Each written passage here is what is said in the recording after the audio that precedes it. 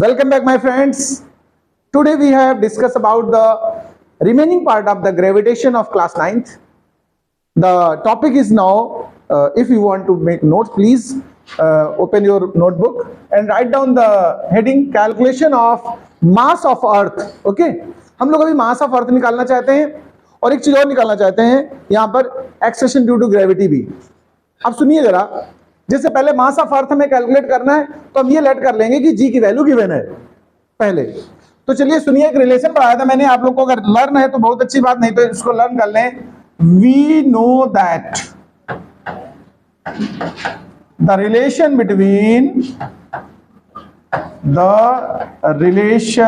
Between small G and capital G is, याद कर लीजिए, जी एम ई, मैं अर्थ के रिस्पेक्ट में बोल रहा हूं बात, तो G M E is equal to G R E square हो जाएगा हमारा. हम लोग यहाँ कैलकुलेशन करना चाहते हैं मास ऑफ अर्थ की. देखिए एम ई की कैलकुलेशन चाहिए मुझे, तो M E becomes G R E square by capital G. ये तो रिलेशन आ गया एम ई के लिए. यहां पर हमें सब वैल्यूज पुट करनी है. अब सुनिए हमारे पास इसमें कौन कौन सी वैल्यू नोन होती हैं, मैं इस वैल्यूज को नोट कर रहा हूं. देखो वी हैव, देखो किसकी किसकी वैल्यू हमारे पास है. स्मॉल जी को हम लेट कर लेंगे 9.8, स्टैंडर्ड वैल्यू यही होती है. आर ई की वैल्यू अगर बात की जाए रेडियस ऑफ अर्थ वो होती है 6.4 10⁶ मीटर्स. और जो कैपिटल जी होता है ये भी तुम्हें लर्न होगा 6.67 10⁻11 newton metre square by kg square. ये सभी वैल्यूज अगर इस रिलेशन में पुट कर दी जाएंगी तो हमारी एम ई की वैल्यू फाइंड हो जाएगी. तो देखिए M E is equal to, सबसे पहले स्मॉल जी यानी कि 9.8, आर ई स्क्वायर मतलब 6.4 10⁶ का स्क्वायर, बाई में कैपिटल जी मतलब 6.67 10⁻11.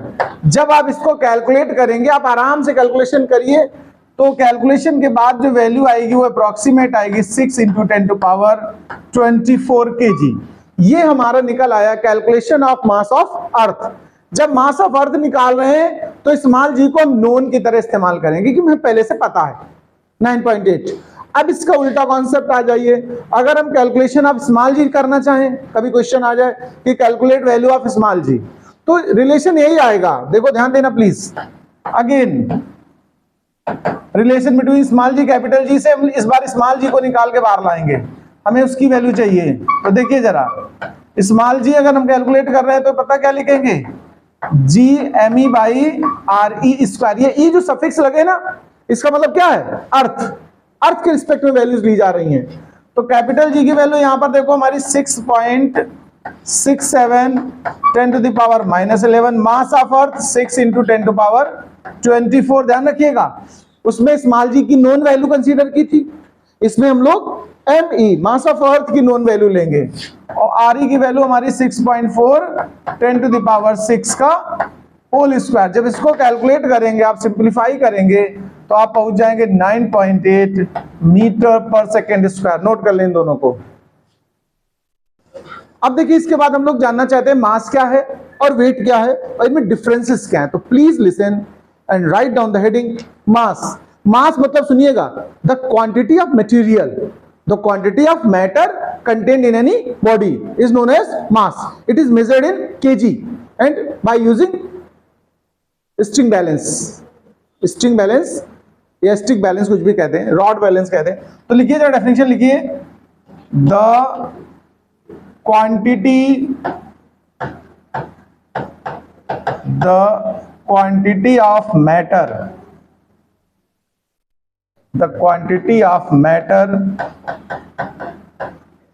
contained by body या contained in any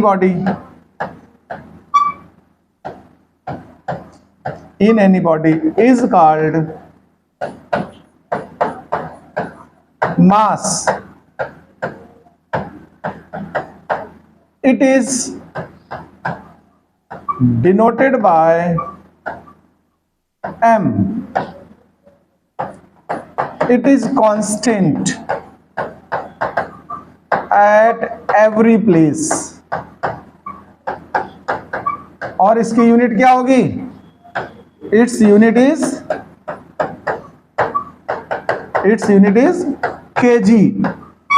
यानी देखो, मास अगर प्लेस टू प्लेस हम चेंज कर दें, ऑब्जेक्ट का प्लेस बदलते जाए, मास में कोई वेरिएशन नहीं आता है, मास उतना ही रहेगा। वेरिएशन किस में आएगा? वेट में। किस में आएगा? तो जब वेट की डेफिनेशन शुरू करेंगे तो हमें कहना पड़ेगा, देखिए वेट मतलब होता है जो अर्थ किसी ऑब्जेक्ट पे फोर्स अपियर करती है, अपनी ओर अट्रैक्ट करती है। अर्थ तुम जानते हो कि नहीं जानते हो? Earth attracts everything toward its centre. This attraction force is gravitational force. Okay, the rate of change of velocity is gravity या gravitational acceleration, and the force of gravitation is also weight. तो हम कहेंगे the force applied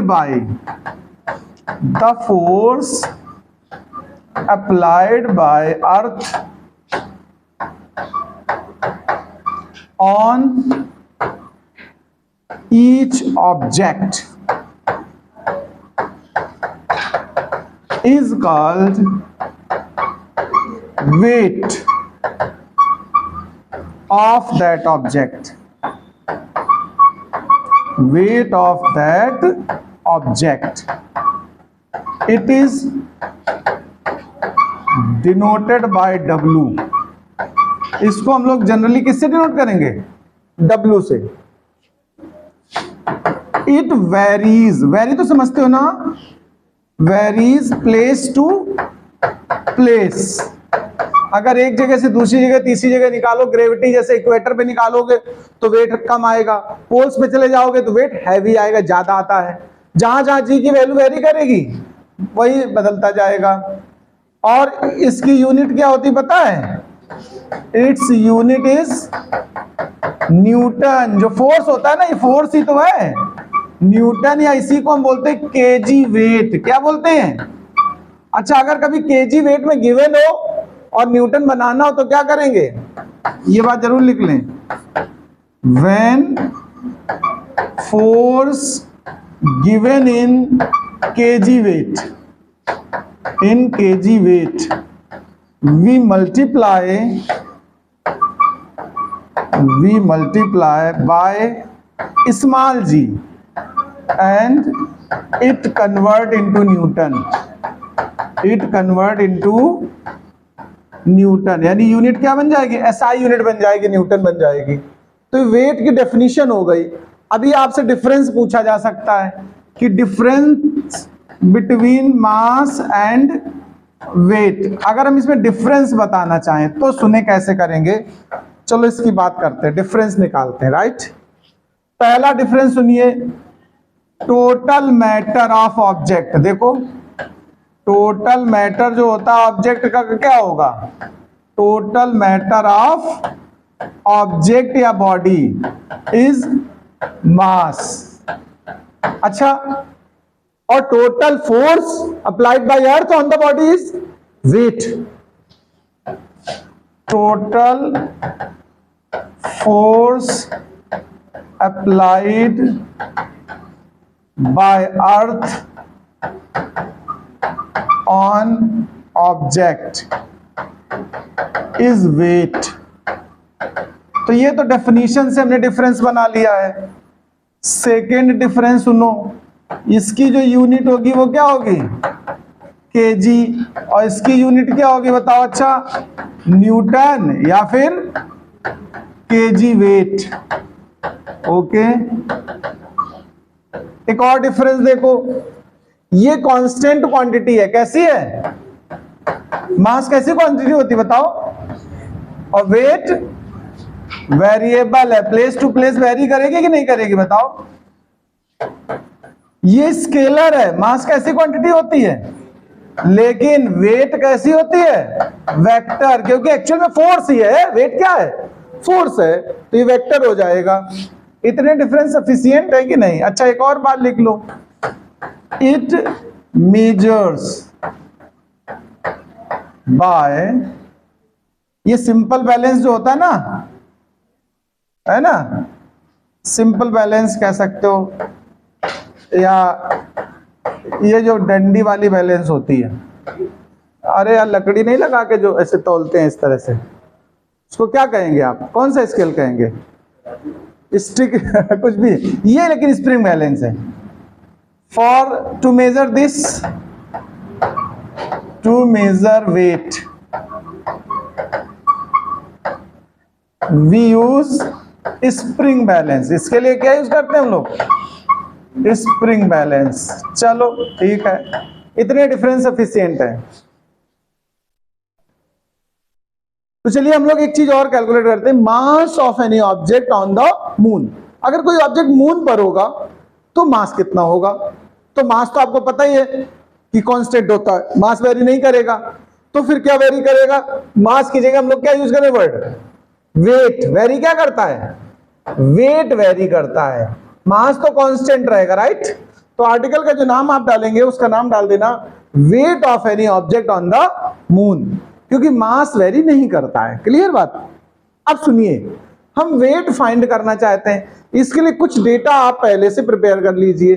जैसे मास of अर्थ कितना होता है? 6 × 10⁻²4। Mass of the moon होता है 7.3 × 10⁻²2, मतलब 100 टाइम्स लेस देन है मून का मास हमारी अर्थ से। Radius of earth 6.4 × 10⁻6, radius of moon 1.74 × 10⁻6। ये डेटा हम यूज करेंगे। चलिए, अब हमारा चंद्रयान 3 तो पहुंच ही रहा है मून पर, ठीक है, सेफ लैंडिंग करने वाला है। तो अब हम लोग कैलकुलेट कर लेते हैं वहां पर मास कितना निकलेगा, मतलब वेट, बार बार मास निकल रहा है आवाज, ये वेट वेरी करता है। तो सुनिए, आपको पता है जो फोर्स होता है वही वेट होता है, याद है? वेट की यूनिट क्या थी? न्यूटन। तो हम वेट बोलेंगे लेकिन वो फोर्स का फार्मूला लगाएंगे। वेट ऑन मून हमें कैलकुलेट करना है, तो हमने W के साथ सफिक्स में क्या डाल दिया? M for moon. जो न्यूटन्स लॉ ऑफ ग्रेविटी था, तुम्हें फार्मूला तो याद होगा, वैसे मैं लिख देता हूं फिर से एक बार। F = G of M1 M2/r²। याद आया फार्मूला? G तो यूनिवर्सल ग्रेविटेशन कांस्टेंट है, मून पे भी यही होगा जो अर्थ पे होता है, ठीक? इसमें कोई चीज नहीं, मासेस की बात हो रही है। तो कोई ऑब्जेक्ट हमने लिया है अर्थ पर और वही ऑब्जेक्ट लिया है मून पर, मास वेरी नहीं करेगा, उस ऑब्जेक्ट का मास सिमिलर रहेगा, ठीक है? अब देखो, हम पहले मून के लिए सॉल्व कर रहे हैं, तो देखो कैपिटल G तो सेम रहेगा, कोई दिक्कत नहीं। Mass of object small m ले लो, और जो मून का मास है उसे हमने क्या डाल दिया सफिक्स में? m। और जो रेडियस मून की इस्तेमाल करोगे उसको क्या लिखोगे?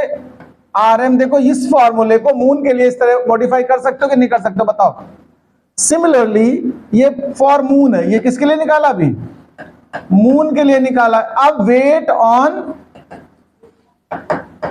ऑन अर्थ कंपैरिजन करके ही बताएंगे हम लोग। अर्थ पे अगर वेट कहें तो सफिक्स में क्या डाल दिया हमने? E। तो कैपिटल G तो वेरी करना नहीं, वो तो सेम रहेगा, ऑब्जेक्ट का मास सेम रहेगा, बस दूसरा ऑब्जेक्ट हमने यहां पर अर्थ को लिया हुआ है और रेडियस ऑफ अर्थ यूज की जाएगी। ये दोनों इक्वेशन आपस में डिवाइड कर दीजिए। क्या कर दीजिए?